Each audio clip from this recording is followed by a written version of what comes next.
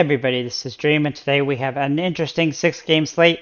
The pricing on this slate seems all over the place, and I don't really love it, but it isn't the worst slate I've ever seen, though there are a couple teams with tons of injuries.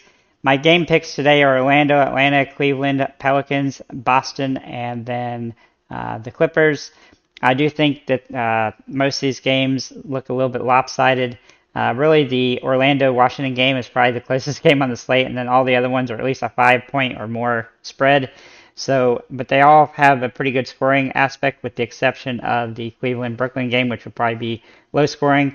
But at any rate, I do look at this slate. Before I get started, though, can you guys smash that like and subscribe button? It really does help the channel.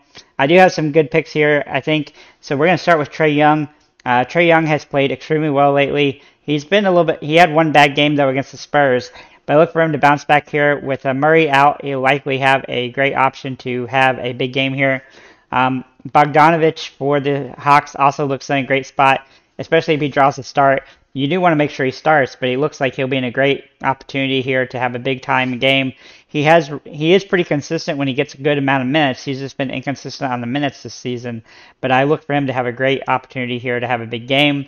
Denny Avdija, with Kuzma out, he should draw the start, and as long as he does, he's priced pretty fair for that situation. He typically does get in the 25 to 35 range when somebody is out in the starting lineup, so I expect him to start and play well, especially in a good matchup against Orlando.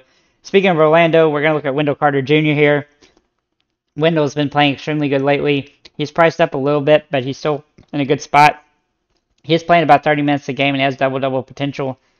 As long as he continues that, he'll be a great option on this slate, especially in a plus matchup against the Washington Wizards. For CJ McCollum against the Spurs, he has a lot of upside in this matchup. He's had a couple off games, but he's also had some big games lately.